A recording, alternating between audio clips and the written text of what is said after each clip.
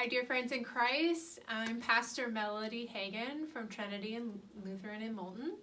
And I'm Vicar Deb Monin from First English in Wapakoneta. So this is our second week in our month where we are focusing on silent prayer, the gift of silence in our life, where we're noticing that God is providing silence in our life for us to slow down and become more aware of God. There's lots of different ways in which we are encouraging one another to sit and find silence. So you can sit comfortably in your home and light a candle to remind yourself of God's presence.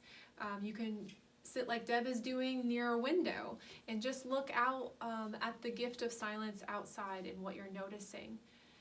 You can even be in the car and either turn off the radio or turn on the radio. So whatever helps you in taking 5 minutes in your day and centering on God is the gift of silence.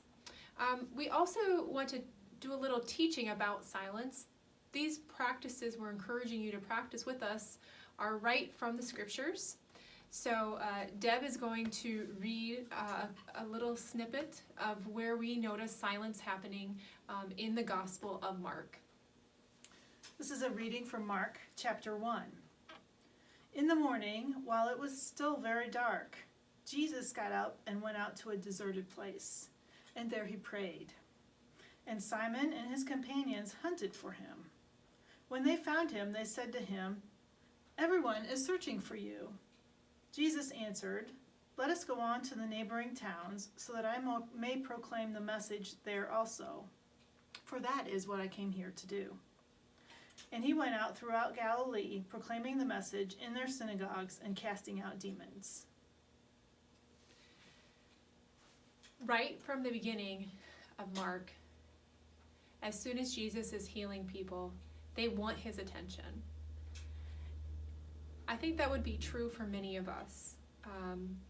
Through our cell phones, through the needs in our family, in our job, in the world, so many people want our attention. And so we're just inviting you, like Jesus modeled for us, to just simply take 5 minutes in your day and draw your attention away from all the needs, to silence those thoughts and those needs in your head and just center on God.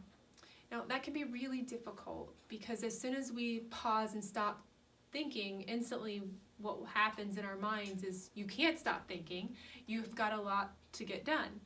And so what we have found helpful in our practice of silence to center back on God is having a centering word.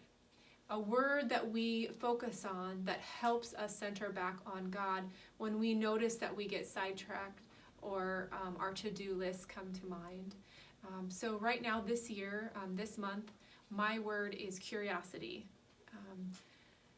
God helping me be more curious about what God is up to in my life and around me, and also God helping me be more curious and ask questions that come to mind for me instead of assume something's bad or good, making assumption about things, trying to remain open. So that's my word. Yes, my word for this month is listening. Listen.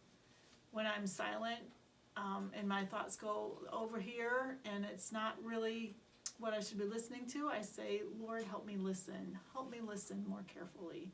Help me not put my story into that. Help me listen to people around me so I can really hear what you're trying to tell me, God." And that's very helpful. So I try to solve every problem, and sometimes it's just good to listen. So we encourage you with your prayer partners to share your words. What have you been centering your heart and mind on in your time of silence? And to pray with one another about those words. So I'll be praying for Deb, asking for God's wisdom to help her in listening.